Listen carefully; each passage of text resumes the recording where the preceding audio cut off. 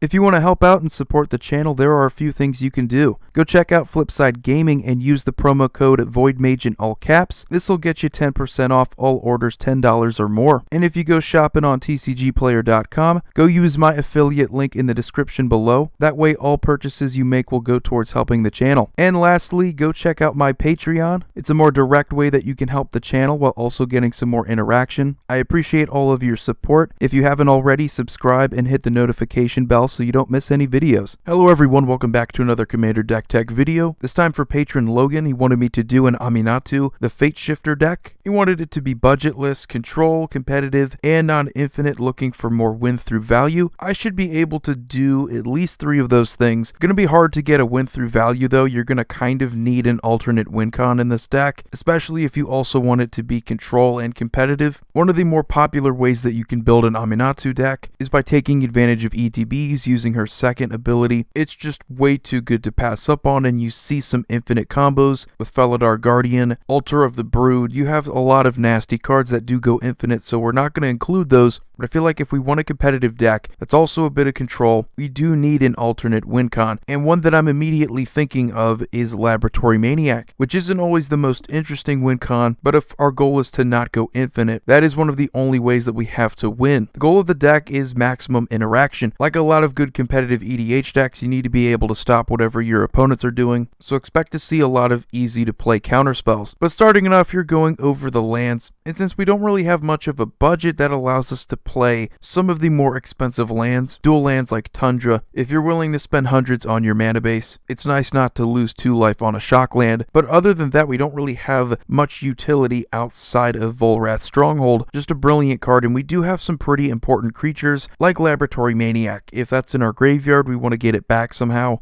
Now, like all good competitive decks, you need a bit of ramp. We're not playing green, which is kind of a downside, but we have plenty of artifacts to make up for that. We have Chrome Mox, Lotus Petal, Mana Crypt, Mox Amber if we have Aminatou out there, Mox Diamond, and Mox Opal. And we also have some other mana rocks like Mana Vault, Soul Ring, and Grim Monolith just to tap for multiple mana. And we need even more mana fixing to help us out there, so play all of the signets and all of the talismans in these colors. At the very least, we want to play our commander, get our strategy starting. We have other fast mana as well. We have Dark Ritual and Cabal Ritual. Gives us only black mana, but these give us a lot of it. And card draw is pretty important, like any deck, but it's even more important once you play more competitively. You're going to want to draw more cards, and you're going to be willing to pay life to do it. We have basic cantrips like Brainstorm, Ponder, Preordain, and Gitaxian Probe. Sometimes the goal is to just draw a card, especially if we can get a Laboratory Maniac out there. A lot of the time, it's just play it and then draw a card if you have no cards in your library. We also have some good long-term draw. We have Mystic Remora, we have Necropotence. Even though it's not technically card draw, it's just getting us more cards to our hand. That's pretty much the whole point of those cards. There's Baleful Strix and Dark Confidant. Strix is just a very good, cheap creature with a decent ETB and a good deterrent if the opponents want to attack. And Ocean Thief is also a handy card to have because there are a lot of cards like Windfall. You can steal a bunch of card draw from your opponents, fill your hand up. With all of our fast mana rocks, that should set us up to win the turn after we get something like this off. Now we do have some tutors. Again, tutors are important in every deck, especially if you're more competitive. You want cheap tutors, and you don't want to have to reveal if you can help it. But we have Enlightened Tutor just to give us whatever artifact or enchantment we really need. So something like this does come in handy. And there's also Mystical Tutor, which comes in handy. A lot of cards that are going to set us up are going to be instants or sorceries. And Tomb can just put a Laboratory Maniac into our graveyard so that we can easily bring it back with some of our other spells. But we also have probably the best tutors in the game. We have Vampiric Tutor, Imperial Seal, Demonic Tutor, and Dark Petition. These allow us to search up whatever we need. We don't have to reveal it. Dark Petition does give us 3 mana, so it has a way of making itself cheaper. But beyond that, we have some really awesome acceleration cards. I don't know exactly what you would call these, but these are pretty much Hail Marys. We have Demonic Consultation, which pairs up well with Laboratory Maniac. If we could just exile all the cards in our library and we have a cantrip on our hand, pretty easy to win the game. We have Limdul's Vault, which could also set us up for a win. It just helps to get us to whatever we need quicker, and you are willing to pay that life. And there's also Tainted Pact, which could in a lot of ways function like a demonic consultation. You just have to decide to exile all the cards in your library. But there are a few cards that I think are going to help us win the game and make it incredibly easy for us. We have Doomsday, Ad Nauseam, and Bolus's Citadel. Pretty risky cards, especially Doomsday and Ad Nauseam. There is no turning back. you pretty much have to win the game if you play either of those cards. Bolas's Citadel requires a bit more effort, especially if you can't play the top card of your library if you've already played a land, but it is going to function similarly where you're going to be paying life pretty much to play whatever you want, similar to Ad Nauseam. But if you can just keep playing cards, it is often going to be enough to help you win the game with Laboratory Maniac. Now, some other good cards that we're going to need because you don't always know how the game's going to play out. Angel's Grace and Silence are important if you just want to get off one of these big plays. Angel's Grace makes it so that you don't lose the game, so you can just go crazy with Ad Nauseam. Teferi's Protection can keep our opponents from removing our board.